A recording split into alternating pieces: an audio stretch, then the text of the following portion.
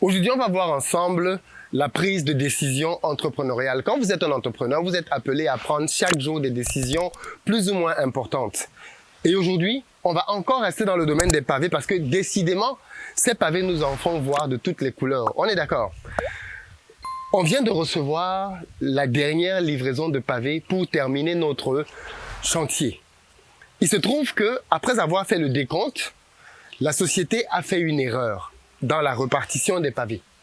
Elle nous a livré pas assez de pavés de couleur rouge par rapport aux pavés en couleur béton.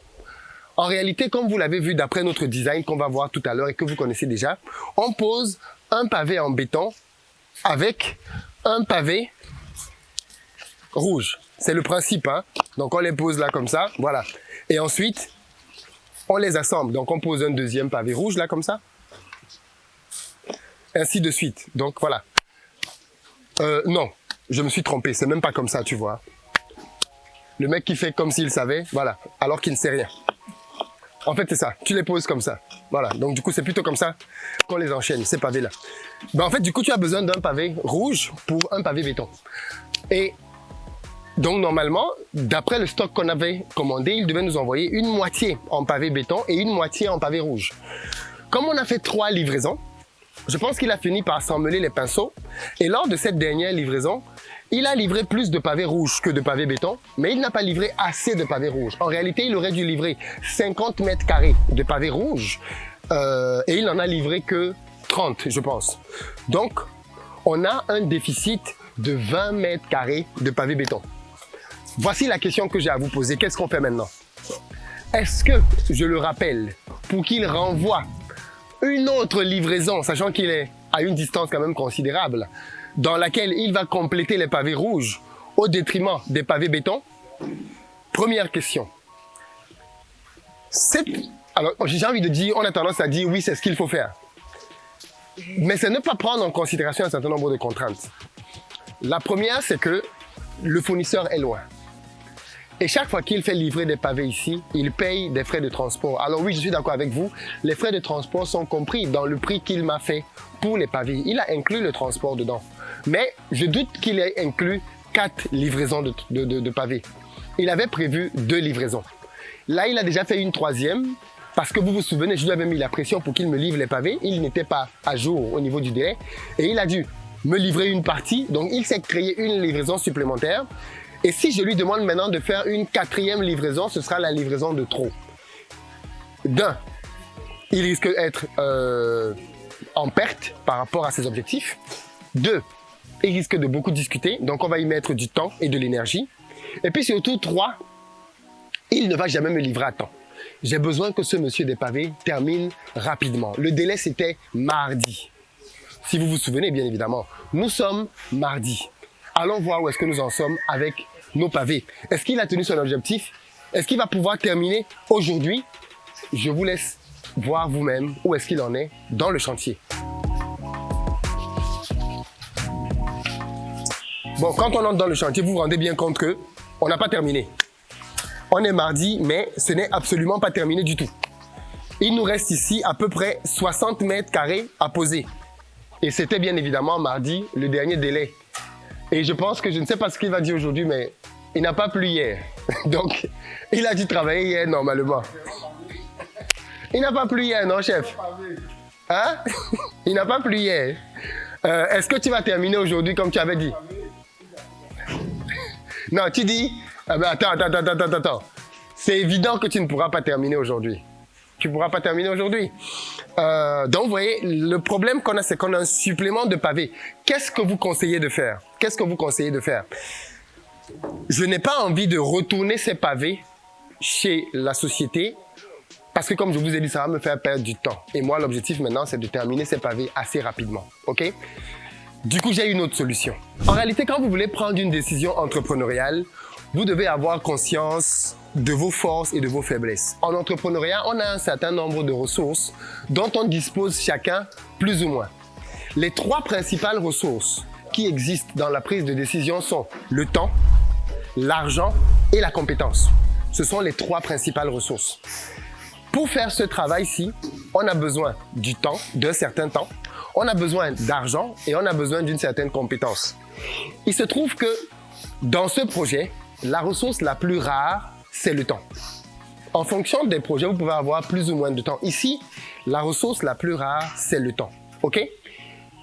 On a la compétence, on a quelqu'un qui fait les travaux et on a l'argent puisqu'on a déjà acheté les pavés. Mais la ressource temps est la ressource la plus rare. Et donc, je ne peux pas prendre ma décision sur la base de l'argent. Parce que ceux qui seraient tentés de dire, oui, il faudrait pouvoir renvoyer les pavés pour que les pavés puissent être modifiés et reviennent, vous n'êtes pas en train de considérer la ressource temps. Vous pensez que le temps est flexible et illimité. Dans ce cas de figure, ce n'est pas le cas. Le temps dont nous disposons est limité.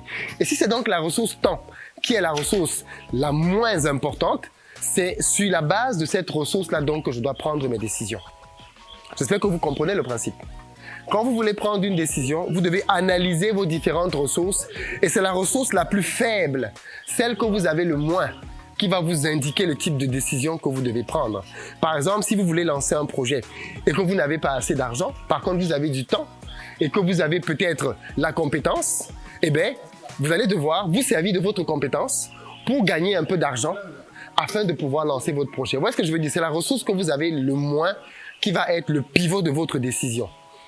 Donc ici, comme c'est le temps que j'ai le moins, eh bien, le temps me pousse à décider. Et je me dis, OK, qu'est-ce que je peux faire? En réalité, est-ce que je peux paver avec les pavés que j'ai maintenant? Oui. J'ai assez de pavés pour terminer le chantier. Par contre, il va se poser un problème. C'est un problème d'esthétique. Je ne pourrais pas avoir la même forme partout si je m'amuse à faire ça. Du coup, la deuxième question que je me pose, puisqu'il faut absolument que je mette les pavés au sol, c'est comment je peux les poser de telle sorte que le fait qu'il y ait une prédominance de pavés béton ne soit pas très dommageable pour l'esthétique. Et c'est la question que je vous pose. On a ici maintenant une forme rectangulaire qui reste à poser. Là, vous voyez tout ce qui a déjà été posé, ils ont bien bossé. Et je trouve que c'est plutôt sympa.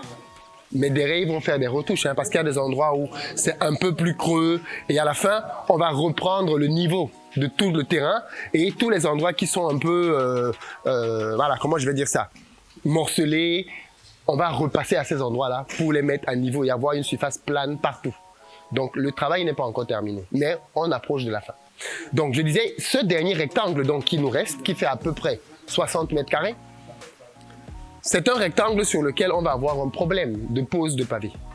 C'est qu'on n'a pas assez de pavés de deux couleurs. Comment est-ce que vous pensez qu'on devrait donc agir pour masquer le fait qu'on ait un supplément de pavés en béton par rapport aux pavés de couleur rouge? Il y a plusieurs solutions. Vous me direz, d'après vous, la meilleure. Et c'est très important que vous compreniez ce genre de petit exercice parce que ça va vous apprendre à prendre des décisions. Un entrepreneur doit pouvoir prendre des décisions et parfois rapidement. Tu n'as pas le temps de rentrer à la maison, de dormir, de méditer la nuit. Il faut que tu prennes une décision rapide et c'est le cas là maintenant. Ok? Qu'est-ce qu'on fait? Il faut prendre une décision rapidement. Moi, la décision est déjà prise. On ne retourne pas les pavés. On va travailler avec ce que l'on a. Tant pis, ça fait partie des aléas du chantier. On peut avancer? Oui, on va avancer. Donc du coup, je disais, pour les formes possibles, une des possibilités serait d'essayer de couvrir les bords avec les pavés en béton. De telle sorte qu'on se serve de ces pavés-là tout le long, tout le bord. Et comme ça ne va pas beaucoup empiéter sur l'esthétique du reste, du bâtiment, de la pose. Et le reste est fait de manière uniforme. Que pensez-vous de cette solution-là? Est-ce que vous pensez que si on prend des pavés en béton et qu'on les met tout au long de ce mur-là, qui fait, je crois, à peu près 20 mètres de longueur. Si on les met tout au long de ce mur-là et qu'on les met sur cet autre mur qui est juste en face de moi, est-ce qu'en mettant sur ces deux murs-là, vous pensez qu'on parvient à combler le déficit des 20 mètres carrés? C'est un pari que l'on peut prendre. Une autre solution serait de paver de ce mur vers l'entrée. Simplement, on pave normalement et arriver au stade là où on est bloqué, tant pis. C'est-à-dire que on pave et puis arrivé à un certain niveau, il n'y a plus de rouge, et ben tant pis, on continue avec les blancs. Les bétons, les pavés en béton. L'inconvénient de cette solution, clairement, c'est d'un, tu ne sais pas exactement où ça va te lâcher. Bon, tu peux calculer où ça va te lâcher, mais surtout, tu risques d'avoir une forme bizarre quand même. C'est-à-dire que tu vas avoir l'entrée de ton bâtiment, qui est la première chose que l'on voit quand on arrive, qui va avoir la couleur béton. Et quelques mètres après, tu vas avoir tout qui est de couleurs différentes. À la limite, tu pourrais te dire, ça permet de délimiter l'entrée du reste du parking. Donc ça, c'est un pari que tu peux prendre. Est-ce que tu prends ce pari? Why not? L'autre possibilité serait de faire l'inverse. De paver à partir du fond, dès l'entrée, tu paves normalement béton rouge et tu reviens vers le fond ici, justement, en te disant que de toutes les façons, ici, c'est des voitures qui vont se garer. Et de toutes les façons, si ici, par exemple, tu n'as que du béton ici, c'est pas très choquant parce que tu auras peut-être des voitures qui seront là et ce sera pas visible. Donc tu prends le pari de te dire que tu vas paver partout, mais arriver ici, c'est pas grave. C'est pas grave. Comme tu vas laisser cet espace-ci et tu vas mettre du béton, bon ben allez, c'est pas très grave. Je vous ai proposé 3 solutions. Alors maintenant, il y a peut-être des gens qui peuvent penser à d'autres solutions. J'en sais rien, moi, des solutions bizarres. Du genre, tu laisses une longue bande ici que tu mets en pavé béton. Je ne sais pas à quoi va servir cette bande-là. Et puis, tu paves le reste. Ou alors, tu essayes de faire quelque chose qui me semble très difficile, c'est de faire une sorte de route. C'est-à-dire que tu fais une route là, en pavé béton, et le reste autour est en pavé classique. Ça fait plusieurs alternatives. Dites-moi d'après vous la meilleure. Laquelle vous semble être la meilleure? Parce qu'à ce stade-ci, on ne renvoie pas les pavés. À ce stade-ci, on avance. On est mardi. Il avait pris l'engagement de terminer mardi. Il est encore en retard. Il a encore manqué son objectif. J'espère que demain, il va finir. Demain, c'est mercredi, au moment où je tourne cette vidéo. Donc, j'espère que demain, il va finir. Enfin, il va finir peut-être la pause parce qu'après, il y a des réglages, des ajustements à faire, comme je disais. Mais j'espère que demain, ce sera terminé. Il m'écoute, hein, il est juste derrière et il reçoit la pression qui va avec. Mais fondamentalement, voilà un peu là où on en est. Cette histoire de pavé, vous voyez qu'au final, elle nous aura fait vraiment réfléchir, ainsi de suite. Bon, le peintre est là. Et je vous ai entendu par rapport à la peinture parce que j'avais demandé si pour vous il était pertinent de faire l'économie de la peinture. Certains ont dit qu'il fallait peindre, d'autres ont dit qu'on pouvait économiser la peinture.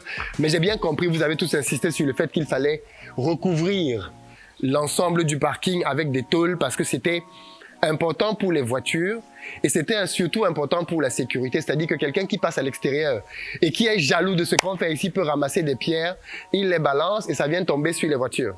Ça, c'est vrai. Ça, c'est vrai. Et on a beaucoup de jaloux ici dehors. Donc, un petit malade peut faire ça. Mais malheur à lui si on l'attrape. Par contre, je suis d'accord avec vous, effectivement, que ça vaut la peine de protéger de cette manière-là le parking. Donc, ça va entraîner une dépense supplémentaire. On va commencer à recevoir des devis d'ici probablement demain parce qu'on attend des ferronniers qui vont venir pour nous faire des devis pour la pause. Mais du coup, je me pose maintenant la question des caméras. Est-ce qu'on va laisser les caméras en dessous des toitures? Est-ce que ça fait sens? Et puis les gens qui me disent que les voitures vont se gâter sous la pluie et sous le soleil. Moi, quand je vais voir chez Changan ou chez d'autres concessionnaires, ils laissent leurs voitures à l'extérieur pendant des semaines, parfois même des mois. Les gens qui vendent les voitures ici à Abidjan ou même à Douala, à Dakar, les voitures sont exposées dans des espaces libres sur lesquels il pleut, il vente, il fait chaud. Et ces voitures n'ont aucun problème. Pourquoi est-ce que vous dites que s'il pleut ici et s'il fait chaud, ça va altérer les voitures? Je vous rappelle que les voitures vont bouger chaque jour. Elles vont aller travailler auprès des clients. Les voitures vont revenir de leur mission chez les clients et elles vont être stockées là le temps peut-être de la nuit pour repartir le lendemain. Donc, ce n'est pas des voitures qui ont vocation à rester là éternellement. Vous voyez ce que je veux dire? Elles ne vont pas être stationnées là pendant très longtemps. Elles peuvent être stationnées un jour pour une maintenance, peut-être rapidement 2 jours, mais les voitures n'ont pas vocation à être stationnées là. Elles doivent rouler dans la ville. Est-ce qu'avec les infos que je viens de vous donner maintenant, votre analyse au niveau de ces éléments de sécurité change? Et dites-le moi. Dans tous les cas, je pense quand même que cette protection-là, elle est importante, au moins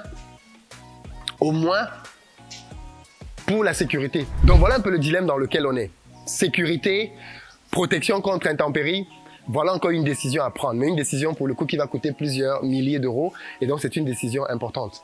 On a acheté des robinets. J'ai fait une prise hier quand on est allé pour faire les achats chez à la quincaillerie. Malheureusement, j'ai pas pu la diffuser.